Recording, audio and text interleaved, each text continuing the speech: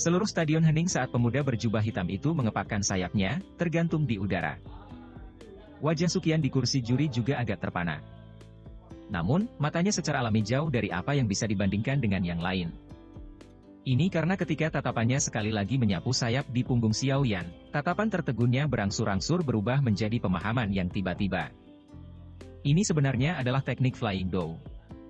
Hei, sungguh tidak terduga bahwa anak kecil ini bahkan bisa mendapatkan teknik Dou yang langka. Saat Sukian menunjukkannya, para tetua lainnya juga tiba-tiba mengerti. Orang biasa mungkin belum banyak mendengar tentang teknik Flying Dou. Namun, dengan pengalaman mereka telah mendengar sedikit tentang teknik Dou yang sangat langka. Untungnya, saya hampir berpikir sejenak di sana bahwa anak kecil ini telah maju ke kelas Dou Wang. Beberapa tetua diam-diam menyeka keringat dingin di dahi mereka. Mereka telah berusaha sekuat tenaga untuk berlatih mati-matian selama beberapa dekade untuk mencapai kekuatan mereka saat ini. Jika pemuda di bawah ini, yang bahkan belum berusia 20 tahun, telah mencapai langkah ini, mereka akan benar-benar merasakan kesedihan dan kemarahan. Selain itu, hal yang paling menakutkan adalah bahwa orang ini juga seorang alkemis tingkat 5. Suasana hening di arena berlanjut untuk jangka waktu tertentu. Akhirnya, secara bertahap sekali lagi menjadi aktif. Ada juga beberapa orang di platform tinggi yang telah mengenali asal-usul sayap di punggung Xiao Yan dan menghela nafas lega karena ini. Segera ada kecemburuan di dalam arena. Teknik Flying Dou mungkin tidak sebanding dengan sepasang sayap Dou Qi sejati, tetapi masih memungkinkan seseorang untuk terbang di langit.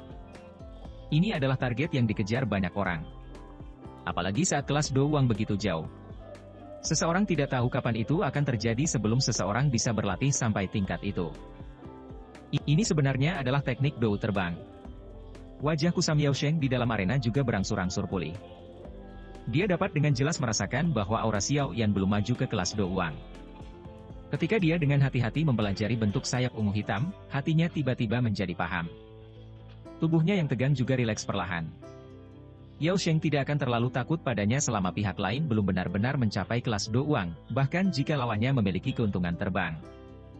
Kaki Yao Sheng berdiri di air hitam aneh yang menutupi seluruh arena. Dia mengangkat kepalanya dan Xiao Yan di langit sebelum berbicara dengan senyum dingin, "Saya tidak percaya bahwa Anda dapat terus tinggal di langit. Menurut pengetahuan saya, terus-menerus menampilkan teknik Flying Dou menghabiskan cukup banyak Dou Qi, kan?" Tangan Xiao Yan dengan erat memegang penggaris berat di langit. Tatapannya melirik arena di bawah saat dia sedikit mengernyit. Itu seperti yang dikatakan Yao Sheng. Pada saat ini, seluruh arena telah sepenuhnya berubah menjadi domain Yao Sheng. Saat dia mendarat di tanah, dia akan terjebak pada air hitam yang aneh itu. Xiao Yan mungkin dapat mengisolasi korosif itu, tetapi kekuatan hisapnya akan menghalangi kecepatannya ke tingkat yang berbeda-beda. Saat menghadapi lawan yang berspesialisasi dalam kecepatan cepat, seperti Yao Sheng, sedikit pengurangan kecepatan dapat mengakibatkan seseorang ditekan ke posisi yang kurang menguntungkan. Yao Sheng memegang erat sepasang belati hitam gelap itu. Dia tersenyum dingin saat melihat Xiao Yan yang tergantung di udara. Dia tidak menggerakkan tubuhnya sedikit pun.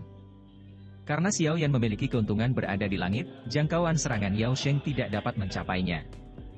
Jika dia dengan paksa melompat ke udara dan menyerang, maka dia akan menjadi papan target pihak lain. Oleh karena itu, tetap diam selama momen seperti ini adalah pilihan terbaik.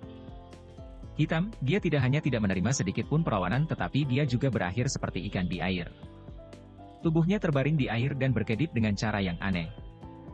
Segera, dia muncul di bawah Xiao Yan yang berjarak kurang dari 2 meter dari tanah.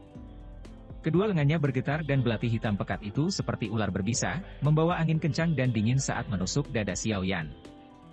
Ledakan! Saat belati hendak mencapai tubuh Xiao Yan, angin tak terlihat yang kuat tiba-tiba menekan. Saat terhalang oleh angin ini, serangan Yao Sheng berhenti sejenak. Di sisi lain, Xiao Yan meminjam kekuatan pendorong ini dan sekali lagi melompat ke udara, melarikan diri dari jangkauan serangan Yao Sheng. Ci! Yao Sheng tanpa sadar menggerakkan sudut mulutnya.